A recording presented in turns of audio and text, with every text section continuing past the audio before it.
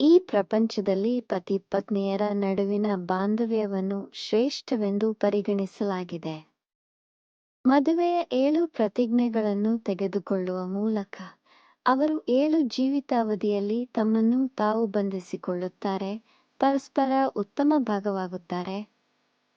ಇದು ಬೇರೆಯವರೊಂದಿಗೆ ಜೀವನವನ್ನು ಅರ್ಥಮಾಡಿಕೊಳ್ಳುವ ಮತ್ತು ಹಂಚಿಕೊಳ್ಳುವ ಪ್ರಾಮುಖ್ಯತೆಯನ್ನು ಸೂಚಿಸುತ್ತದೆ. ಎಲ್ಲಾ ದಂಪತಿಗಳು ತಮ್ಮ ಸಂಪೂರ್ಣ ಜೀವನವನ್ನು ಪರಸ್ಪರ ಹಂಚಿಕೊಳ್ಳಬಹುದೇ?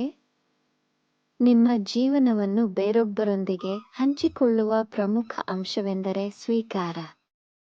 ಅವರ ಸಾಮರ್ಥ್ಯ ಮತ್ತು ದೌರ್ಬಲ್ಯಗಳನ್ನು ಒಳಗೊಂಡಂತೆ ಇತರ ವ್ಯಕ್ತಿಯನ್ನು ಸಂಪೂರ್ಣವಾಗಿ ಒಪ್ಪಿಕೊಳ್ಳುವುದು ಅತ್ಯಗತ್ಯ.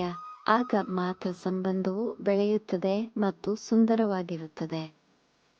ಪರಸ್ಪರರಲ್ಲಿ ದೋಷಗಳನ್ನು ಕಂಡುಹಿಡಿಯುವುದು ಮತ್ತು ಅವುಗಳನ್ನು ಎಣಿಸುವುದು ಸಂಬಂಧವನ್ನು ನಾಶಮಾಡಲು ಮಾತ್ರ ಸಹಾಯ ಮಾಡುತ್ತದೆ.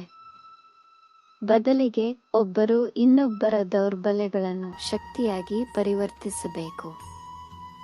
ನಂಬಿಕೆಯನ್ನು ನಿರ್ಮಿಸುವುದು ಮತ್ತು ನಿರ್ವಹಿಸುವುದು ಹೀಗೆ. ಯಾರನ್ನಾದರೂ ನಂಬುವುದು ಎಂದರೆ ನಿಮ್ಮ ಜೀವನದ 3 ಪ್ರಮುಖ ಅಂಶಗಳನ್ನು ಅರ್ಥಮಾಡಿಕೊಳ್ಳುವ ವ್ಯಕ್ತಿಯೊಂದಿಗೆ ಸಂಪರ್ಕ ಸಾಧಿಸುವುದು. ನಿಮ್ಮ ನಗುವಿನ ಹಿಂದಿನ ನೋವು, ನಿಮ್ಮ ಮೌನಗಳು ಮತ್ತು ನಿಮ್ಮ ಕನಸುಗಳು. ಅಂತಹ ವ್ಯಕ್ತಿಯೊಂದಿಗೆ ನೀವು ನಂಬಿಕೆಯ ಬಂಧವನ್ನು ರೂಪಿಸಿದರೆ ನೀವು ಜೀವನದಲ್ಲಿ ಯಾವುದೇ ಅಡೆತಡೆಗಳನ್ನು ಒಟ್ಟಿಗೆ ಜಯಿಸಬಹುದು.